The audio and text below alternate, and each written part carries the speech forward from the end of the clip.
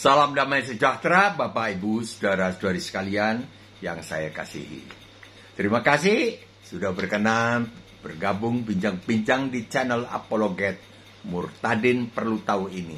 Sharing ke 119 dengan topik arti kurban, Ishak atau Ismail. Arti kurban, Ishak atau Ismail yang dikurbankan. Kejadian 22 ayat 1. Sesudah semuanya itu, sesudah peristiwa perjanjian berkoalisi antara Abraham dengan Abimelek, Allah mencoba Abraham. 2. Firman-Nya, ambillah anakmu yang tunggal itu, yang kau kasihi, yakni Ishak. Pergilah ke tanah Moria dan persembahkanlah dia di sana sebagai korban bakaran pada salah satu gunung yang akan kutunjukkan kepadamu. Sampai di sini pembacaan kita. Sekarang kita renungkan perintah ini. Jelas yang disuruh dikorbankan adalah Ishak. Mengapa? Tentu ada alasannya. Kitab suci Alkitab mengatakan maksud Allah dengan perintah ini adalah Allah sedang mencoba Abraham. Logika kita bertanya, memangnya Allah tidak tahu bagaimana hasil percobaannya? Katanya Allah Maha Tahu, yang akan datang Allah akan tahu, Maha Tahu, kenapa harus dicoba-coba. Menjawab pertanyaan ini sebenarnya bukan mengadakan percobaan, tetapi dengan menggunakan peristiwa yang berjudul Allah mencoba Abraham ini adalah Allah sedang bernubuat bahwa beliau akan menyembelih anak tunggal Allah, Yesus Kristus di atas kayu salib, untuk meluputkan umat manusia dari hukuman akibat dosa-dosa mereka. Jadi fokus Allah adalah keselamatan umat manusia yang telah jatuh ke dalam dosa yang dikerjakan oleh Adam dan Hawa di Taman Eden dahulu. Sebab manusia dijadikan segambar dengan dirinya Allah. Kejadian 1:27. Maka Allah menciptakan manusia itu menurut gambarnya. Menurut gambar Allah diciptakannya dia.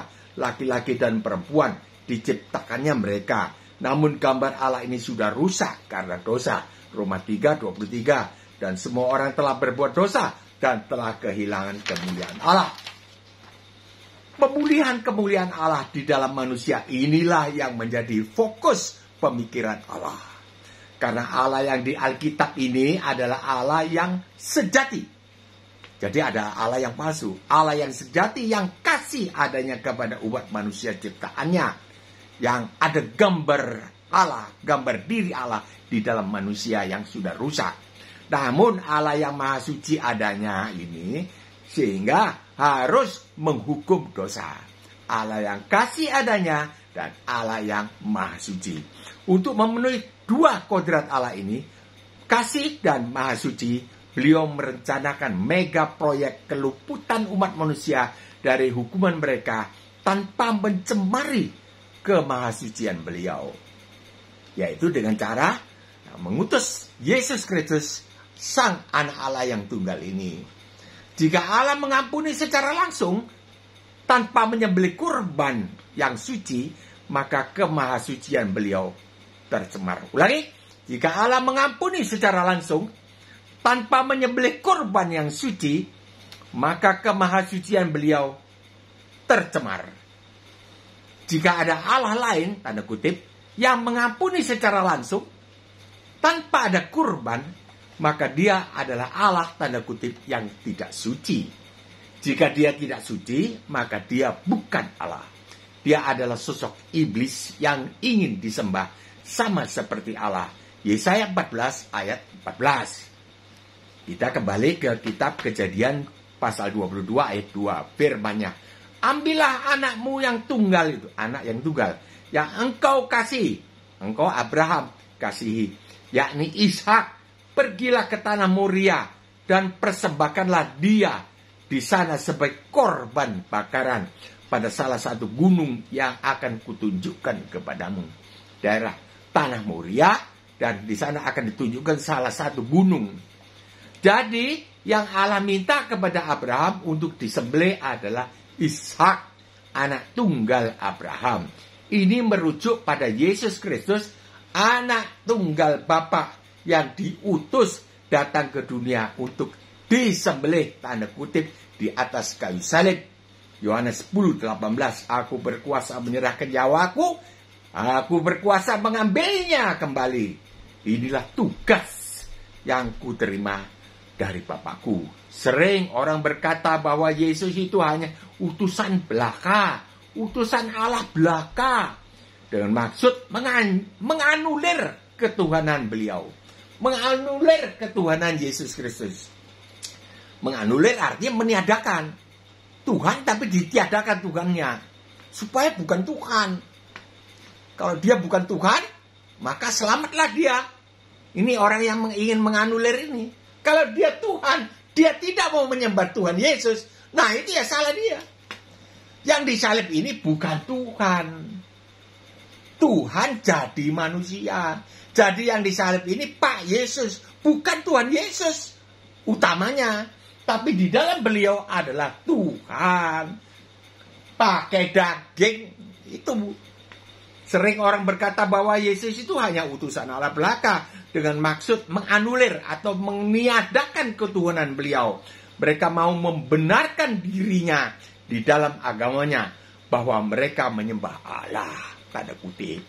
Sedangkan Kristen menyembah orang. Dia menyembah Allah, Kristen menyembah orang. Manusia bernama Yesus, jadi sesatlah, kafirlah. Ya nggak tahu, terserah saja dia. Tapi sudah diberitahukan bahwa Pak Yesus berkodrat dua, manusia dan di dalamnya ada Allah. Penampilan yang paling utama pada saat pada kurun waktu 33 tahun 1 sampai 33 Masehi adalah menjadi manusia, bukan menjadi Tuhan. Sekarang harap mereka yang berusaha demikian, yang seperti tadi yang saya ceritakan, menjadi paham bahwa untuk menyediakan manusia tidak berdosa, Yesus yang adalah anak Allah yang tinggal di sorga, diutus menjadi manusia tidak berdosa, diutus melaksanakan tugas menyerahkan nyawa, diutus melaksanakan tugas untuk mati. Tidak berdosa untuk mati untuk orang berdosa, supaya orang berdosa menjadi orang tidak berdosa. Jadi kalau orang Kristen ditanya, apakah Anda orang berdosa? Bukan, bilang bukan. Karena sudah digantikan oleh beliau. Kita sudah dibenarkan oleh korban beliau. Hukuman kita digantikan, sehingga kita sang hakim tidak layak, tidak berhak menghukum kita. Sebab kita menjadi orang benar. Roma 8 ayat 1 kan? Sebab tidak ada penghukuman bagi orang yang berada di dalam Kristus Yesus. Karena hukumannya sudah dijalani oleh sang hakim sendiri. Jadi beliau anak Allah yang tinggal di sorga, diutus menjadi manusia tidak berdosa bernama Pak Yesus ini, melaksanakan tugas mencurahkan darah yang suci guna tersedianya pengampunan. Darahnya yang suci tercurah, maka tersedialah pengampunan bagi dosa-dosa umat manusia. Matius 26 ayat 28. Minumlah kamu semua dari cawan ini, karena inilah darahku, darah perjanjian yang ditumpahkan bagi banyak orang untuk pengampunan dosa. Jadi pada saat darah beliau tercurah, semua manusia diampuni. Kalau dia mati, bukan. Kalau dia mau diampuni, mau menerima korban beliau, saya mau diampuni, berlakulah pengampunan itu.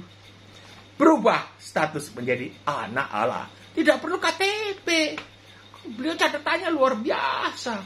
Seperti manusia di RT, RW, lalu lurah, camat. Tidak perlu. Ada Roh Kudus berkuasa mengetahui ini anak Allah ini. Apakah bagi kamu orang berdosa? Saya jawab bukan. Bukan, jawab bukan. Sebab aku sudah digantikan oleh sang hakim. Hukumanku sudah digantikan, dijalani. Jadi saya bukan orang berdosa. Mengapa Ishak? Mengapa yang dipilih Ishak? Mengapa bukan Ismail? Jawab, karena Ishak adalah anak tunggal yang sah, yang dilahirkan oleh Sarah, istri sah Abraham, yang layak menjadi media nubuatan Allah, yaitu Yesus Kristus anak tunggal Allah yang sangat dikasihinya. Ishak menjadi media nubuatan Allah. Ya, nubuatan Allah ini kenyataannya, penggenapannya adalah di dalam Yesus Kristus. Ishak yang disuruh dikorbankan sebagai domba korban bakaran, sebagai gambar Yesus Kristus yang dikorbankan di kayu salib, menyerah total kepada kehendak Allah Bapa di dalam rencana penyelamatan umat manusia, seluruh umat manusia. Kalau dia mau, bukan kalau dia mati, bukan. Jawaban mati itu salah. Kalau mau, ya, ingat ya. Selanjutnya dikisahkan Ishak memikul kayu bakar untuk korban bakaran, yaitu dirinya. Ini di kisah selanjutnya, di ayat selanjutnya, menggambarkan Yesus Kristus memikul kayu salib sepanjang jalan Via Dolorosa menuju Gunung Golgota. Itu Ishak memikul kayu bakarnya. Yang ada yang protes. Tetapi pada akhir kisah di Kejadian 22 tadi, Ishak tidak disembelih, melainkan domba jantan yang tanduknya tersangkut di semak belukar, itu yang disembelih.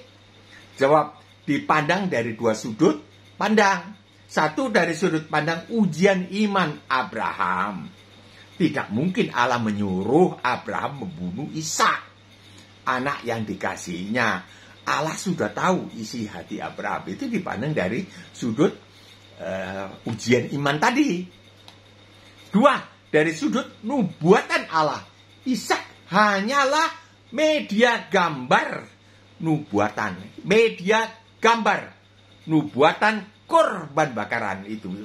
Yang sesungguhnya yaitu Yesus Kristus. Ishak adalah media gambar nubuatan yang mewakili yang sesungguhnya adalah Yesus Kristus ini yang dimaksud oleh Allah akan datang, yaitu tahun 1, dikandung dan dilahirkan oleh Bunda Maria. Besar, tetap saja Pak Yesus, tapi di dalamnya itu ada Tuhan. Sewaktu-waktu muncul, waktu berbuat mujizat. Begitu membangkitkan Lazarus mati 4 hari, 5 roti 2 ikan menjadi cukup 5.000 orang, meneduhkan angin ribut, tapi belum tembus tembok. Setelah bangkit dari kematian, baru tembus tembok. Itu Tuhan yang ditampilkan. Tuhan pakai daging, pakai tubuh kemuliaan. Pakai tubuh kemuliaan. Mbak bertanggung jawab untuk ini. Mbak bertanggung jawab. Bisa makan ikan goreng.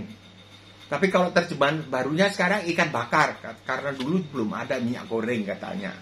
Ya nggak tahu, nggak apa-apa minyak goreng, ayam goreng, ikan goreng atau ikan bakar. Sama saja lah. Tidak ada, esensinya itu tidak ada.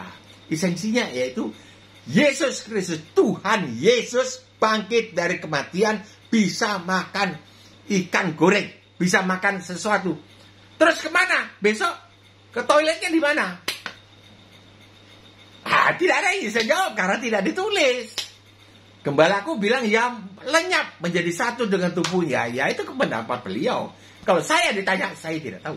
Karena tidak ditulis. Saya yang tahu cuma memberitakan apa yang ditulis di dalam Alkitab.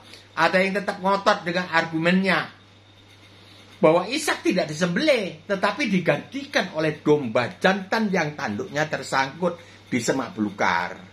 Itu bukti bahwa Yesus tidak disalib, tetapi digantikan oleh muridnya yang wajahnya diserupakan. Ada yang bilang begitu.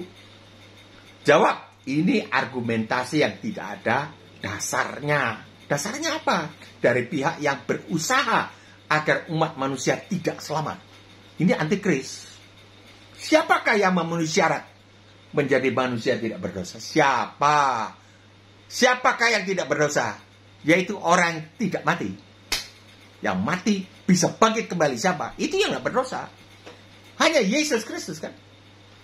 Kalau semua orang kan mati, berarti dia manusia berdosa. Tidak layak disalibkan, menggantikan semua orang. Tidak layak. Siapakah yang memenuhi syarat menjadi manusia tidak berdosa? Menggantikan Yesus Kristus. Tidak ada. Yesus Kristus tidak berdosa. Buktinya apa? Mati, bangkit. Kita sekarang ini, saya kalau mati akan bangkit. Pada saat kedatangan beliau, saya bangkit. Semua orang kita. Jadi jangan mengaku bahwa kita orang berdosa. Jangan. Kita bukan orang berdosa. Itu.